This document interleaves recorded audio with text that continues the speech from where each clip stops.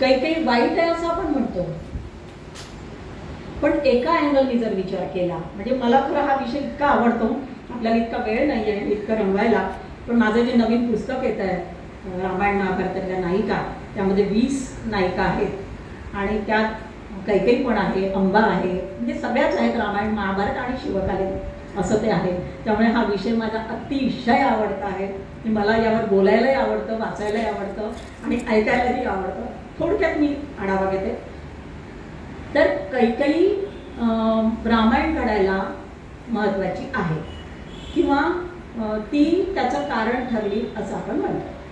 कारण तिने साक्षात रामाला, की जो विष्णूचा 7वा अवतार आहे राम, त्याला वनात पाठवलं. तिच्यामुळे तिच्या पतीचं निधन झालं, ती भरताकडनं अभेरल्या गेली, सगळ्या अयोध्या नगरीकडनं तिला अभेरल्या गेलं की रामाला वनात पाठवलं म्हणून. पण ती अशी का वागली हो? तिने ज्याला वनात पाठवलं, ज्याच्यावर अन्याय केला असं आपण म्हणतो, तो राम काय सामान्य माणूस का? नाहीच. रामाचा जन्म कशासाठी झालाय?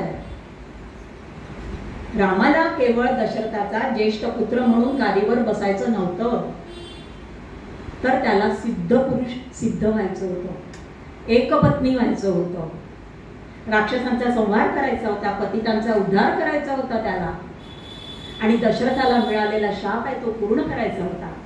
भरताला सिद्ध व्हायचं होतं बंधू म्हणून, लक्ष्मणाला सिद्ध व्हायचं होतं बंधू म्हणून, आणि म्हणून राम वनवासात जाणं गरजेचं होतं. मग या रामाला वनवासात कसं पाठवायचं हा विष्णूला प्रश्न पडला. बरोबर आहे ना?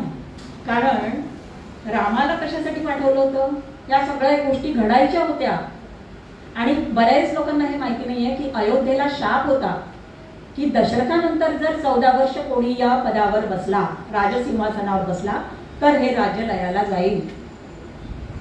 म्हणून रामाला 1, 2, 4 वर्ष नाही, 14 वर्ष त्याला वनात पाठवलं. त्याच्या मागे हे मुख्य कारण आहे. मग आता काय करायचं?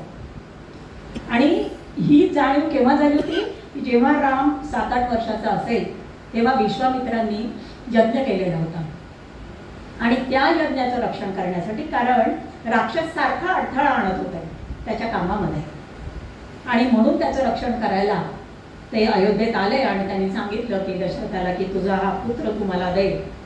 सगळ्यांना वाईट वाटत होतं की एवढा लहान 7-8 वर्षाचा मुलगा हा काय रक्षण करणार. आणि कैकेयी जी आहे ती सगळ्या राण्यांमध्ये शूर होती, निर्णय क्षमता तिच्यामध्ये होती आणि काय चांगलं पुढे काय घडणार आहे याची ती द्रष्टा होती. तिला माहिती होतं काय घडणार आहे. सुभद्रा नाही म्हणते, कौसल्या नाही म्हणते, दशरथ नाही म्हणतात. मग ते कैकेयीकडे जातात आणि कैकेयीला म्हणतात की राम मला दे, रामाला मी घेऊन जाणार आहे, त्याला सगळे शस्त्र मी शिकवणार आहे. कैकेयी हो म्हणते, कैकेयी पाठवते. तिला वाईट वाटतं थोडंसं आणि जाताना ती म्हणते विश्वामित्रांना की ऋषी मुनी तुम्ही याला घेऊन चाललायत रामाला, माझ्या रामाला सांभाळा, तो लहान आहे. मी हा निर्णय घेतला खरा पण माझं मन साशंक आहे. तेव्हा ते म्हणतात की महाराणी याही पेक्षा मोठा निर्णय तुम्हाला घ्यायचा आहे, हे लक्षात घ्या. तेव्हा ते बोलतात की याही पेक्षा महत्वाचा निर्णय रामाच्या आयुष्याच्या बाबत आपल्यालाच घ्यायचा आहे आणि त्यासाठी आपला जन्म झालेला आहे. बरोबर आहे. आणि म्हणून जेव्हा रामाला वनवासात पाठवायचं होतं तेव्हा सरस्वतीने तिच्या जिभेचा ताबा घेतला, तिच्या दासीला जी मती भ्रष्ट केली, मंथरेची, तिचे कान भरू दिले आणि कैकेयीची मती भ्रष्ट केली आणि कैकेयीने तो हट्ट केला की रामाला वनवासात पाठवा.